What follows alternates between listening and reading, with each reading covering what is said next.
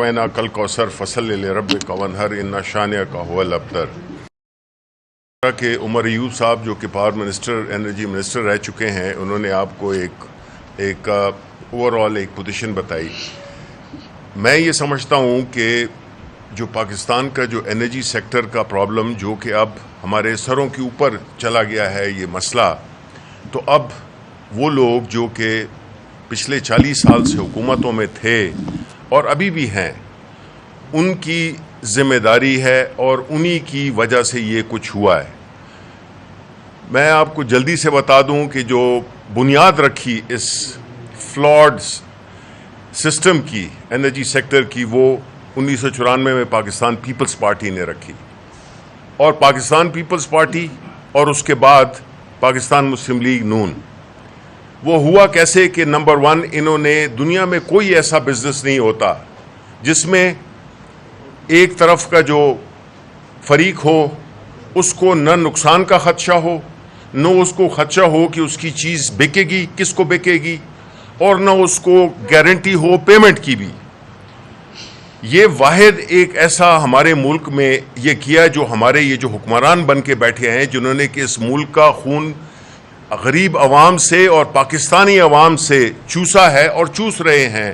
اس کی بنیادی وجہ یہ تھی کہ ان کی نیتوں میں فطور تھا، اور انہوں نے بجائے اس کے کہ ملک کو انرجی میں سیلف سفیشینٹ بنانے کے لیے انہوں نے اپنی انٹرسٹ کو دیکھا.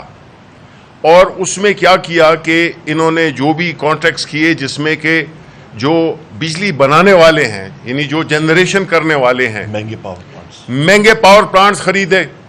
ایک پلانٹ جو کہ $100 کا تھا، اس میں چونکہ ڈیٹ ایکویٹی 70 اور 30 روپے تھی، یا بعض میں 80 روپے 20 روپے تھی، انہوں نے اوور انوائس کر کے وہی پلانٹ انہوں نے 130 140 روپے کا لیا. تو ہوا کیا کہ 0 پیسے ڈال کے ایکویٹی بھی اپنی بنا لی، اوپر کے پیسے جیب میں بھی ڈال لیے، اور آج ان کی 7 پشتیں کیا کہ آگے بھی جو ہے وہ آرام سے وہ پیسہ مفت کا کھائیں گے. اور وہ کون سے؟ پاکستان کے عوام کی جیبوں سے نکال کر انہوں نے اوور انوائسنگ کی، جس کی وجہ سے ہماری کیپیسٹی پیمنٹس بھی افیکٹ ہوئیں. کیونکہ جو کیپیسٹی پیمنٹس ہے وہ ظاہر ہے کہ آپ کا جتنا قرضہ ہوتا ہے اور اس میں کچھ اور عوامل ہوتے ہیں، ان کو شامل کر کے اور اس کو کیپیسٹی پیمنٹس کہتے ہیں.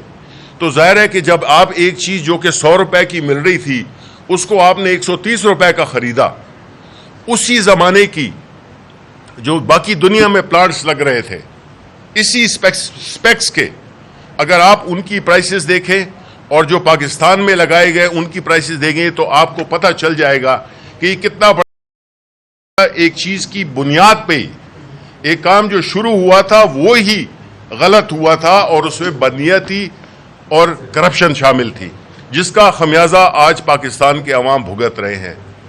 دوسری بات کہ جب یہ سب کچھ ہو رہا تھا تو 2007 میں جب ڈی ویلیویشن ہوئی، اس کی وجہ سے یہ جو سرکولر ڈیٹ کا مسئلہ ہے یہ شروع ہوا.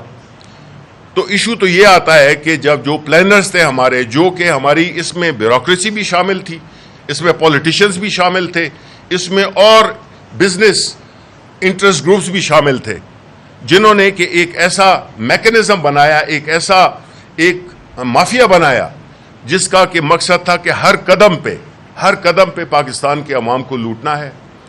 پلاننگ میں 0، دانستہ یا غیر دانستہ طور پہ.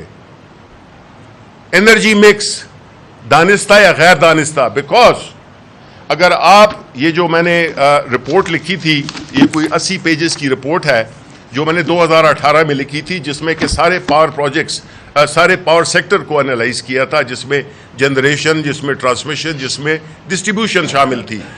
ایک چیز جو کامن ہے وہ یہ ہے کہ ایک تو نااہلی ہے، اوپر سے آپ کرپٹ بھی ہوں، یعنی ایک تو کہتے ہیں نا کہ وہ کریلا اوپر سے نیم چڑھا.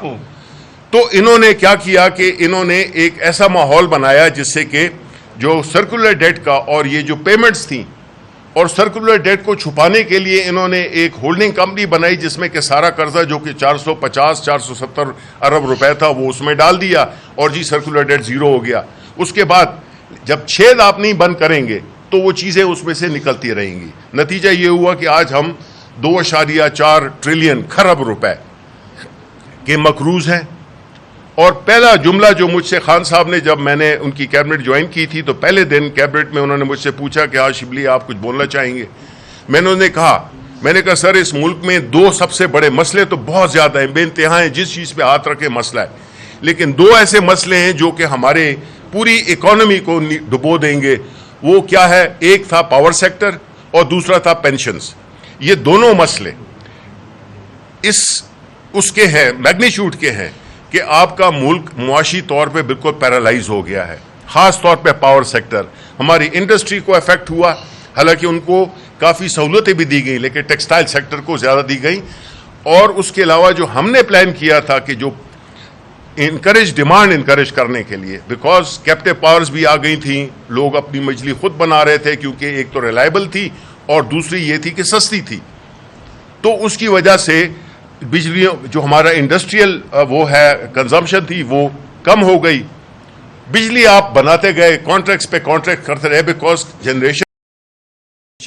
لیکن آپ کو میں یہ بتاتا ہوں کہ فرق یہ ہوتا ہے, جن کو اپنی قوم کا خیال ہوتا ہے وہ چیزوں کو بڑے پلان طریقے سے, بڑے ایماندارانہ طریقے سے وہ کرتے ہیں. لیکن کاش ہمارے ہاں بھی ایسے لوگ ہوتے. لیکن یہ ایک ایسا سیکٹر ہے, یہ ایک ایسا ایشو ہے کہ جس میں یہ لوگ بالکل بری طرح سے ناکام ہو گئے ہیں. سولر صرف لاہور میں 500 میگا واٹ کی بجلی اب آف گریڈ چلی گئی ہے, یعنی کہ سولر پہ چلی گئی ہے. اور یہ وہ اچھے کلائنٹس ہیں. ہم ادھر جو بیٹھے ہوئے ہیں, ہم نے اگر جو افورڈ کر سکتے ہیں, انہوں نے گھر میں سولر لگایا ہے, ان کی تو بچت ہو گئی. تو جب یہ بچت ہے ان لوگوں کی جو کہ بل ٹائم پہ دیتے ہیں, تو اگر وہی آپ کے سسٹم میں سے نکل گئے, پھر آپ بات کر رہے ہیں کہ پرائیویٹائزیشن کی, تو پرائیویٹائزیشن کا بھی کیا ہوگا کہ جو آپ کے سب سے بہترین ڈسٹریبیوشن کمپنیز ہیں, یعنی کہ لیسکو ہو گیا, فیسکو ہو گیا, اس طرح وہ ہو گیا, پیسکو تو سب آئیسکو ہو گیا, یہ وہ ہیں جو کہ ان کے جو ریکوری ریٹس ہیں وہ 80 اور 90% کے درمیان ہیں. تو آپ مزید کچرا ہمارے لیے چھوڑ دیں گے, اور جو اچھے ہیں وہ ان کو آپ بیچ دیں گے. اس میں کیا کچھ ہوگا وہ آپ سب کو معلوم ہے.